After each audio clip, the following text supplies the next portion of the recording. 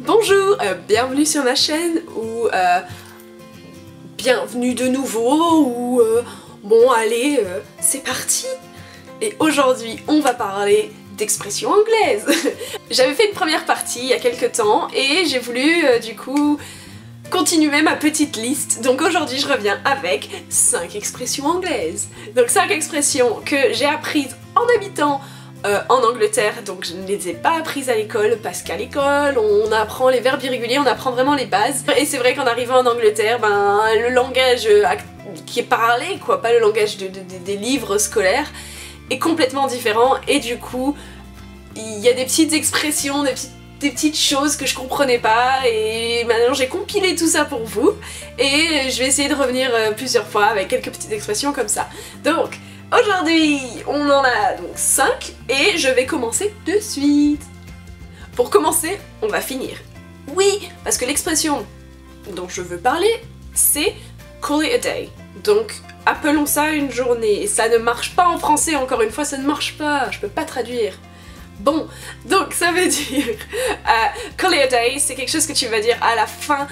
Quand t'es en train de faire quelque chose, t'es en train de, je sais pas, travailler, étudier, peu importe, désherber le jardin, je sais pas. Mais que c'est fini, c'est la fin, c'est fini, t'as fini, y a plus rien à faire, tu veux plus rien faire surtout, tu vas dire call it a day, that's it. Donc ça veut dire c'est fini, c'est la fin de la journée, virtuellement, hein, pas littéralement, on va dire que c'est la fin de la journée quoi. Et donc tu vas dire ça quand t'es en train de faire quelque chose, tu vas dire ça quand t'es en train de te disputer, non peut-être pas, mais quand t'as envie de finir quelque chose que t'es en train de faire ou que quelqu'un d'autre est en train de faire, tu peux lui dire voilà, just call it a day, that's it, that's good.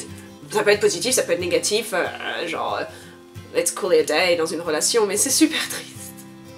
On va rester sur le désherbage, hein, quand vous désherbez le jardin, et ben vous en avez marre et vous dites voilà, let's call it a day, I'll get back to it tomorrow. On va appeler ça une journée, on va laisser tomber, hein, on va arrêter maintenant, et puis bon bah j'y reviendrai demain, ou pas, selon. Deuxième expression que j'adore, c'est to make something from scratch. Donc de faire quelque chose de scratch. Bon, ça marche pas, j'en ai marre. To make from scratch, en gros, ça veut dire de faire quelque chose en partant de zéro, en partant de rien. En général, personnellement, je m'en sers vraiment que quand je fais à manger. Donc on va dire, voilà, oh I made a cake, donc j'ai fait un gâteau, I made it from scratch. Ça veut dire, voilà, j'ai pas acheté de la pâte toute faite, ou j'ai pas, je sais pas, tout est fait avec mes mains, tout a été fait vraiment de zéro, que j'avais aucune aide quoi, j'ai tout fait moi-même. Donc quand on fait une quiche, si on fait la pâte, on peut dire I made it, you know, I made it from scratch. C'est fait de rien du tout. Après on peut aussi dire ça si on fait de l'art ou je sais pas, si on fait des sculptures ou des meubles Ikea et qu'il faut tout faire soi-même, hein, voilà, you made it from scratch, t'as fait avec rien quoi, t'avais rien et t'as créé ça quoi. Donc bon, non, sérieusement, moi je m'en sers vraiment que quand je fais la cuisine pour dire voilà, j'avais tous les ingrédients, c'est moi, tout ce que tu vois là, ça a été fait par mes mains, hein, y a rien qui vient de chez monsieur, bon. Donc voilà, made from scratch, je pense que c'est ça la meilleure façon de vous l'expliquer. Je cherche une autre expression, enfin une autre situation où on pourrait l'utiliser, mais je pense que vous comprenez. Vous comprenez? Made from scratch.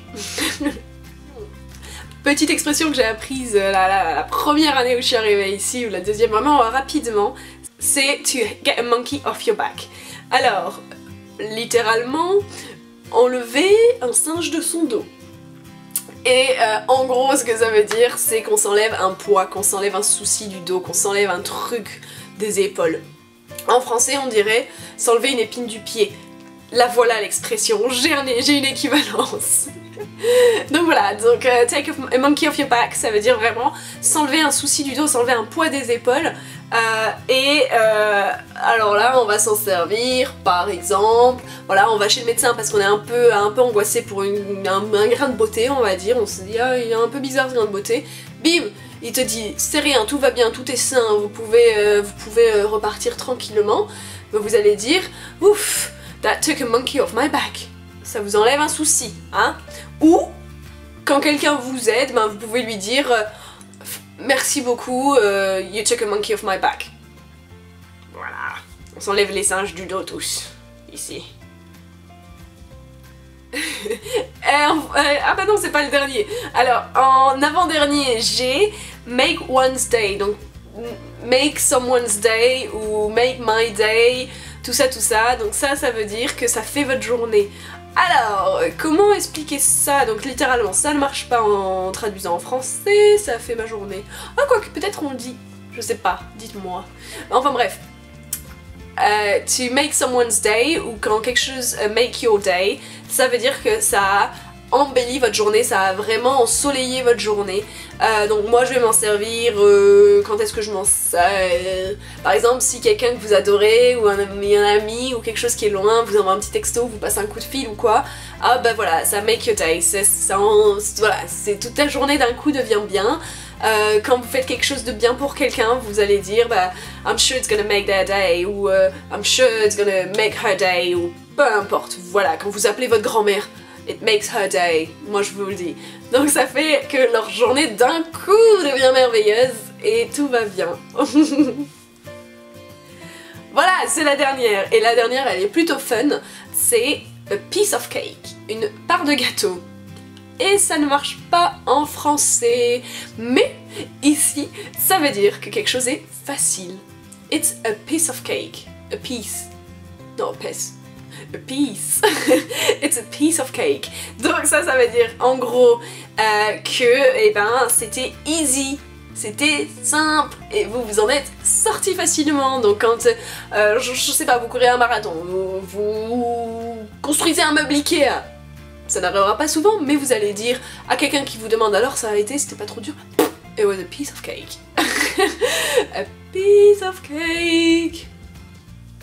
La vidéo est donc terminée sur ces 5 petites expressions anglaises. J'espère que ça vous a plu et puis j'espère que vous avez appris quelque chose. Dites-moi laquelle vous avez appris, si vous avez rien appris et si vous en avez à m'apprendre. Mais donnez-moi, je prends, j'adore les expressions. J'espère que ça vous a plu et puis je vous vois la semaine prochaine. Bye, bye, bye, bye, bye.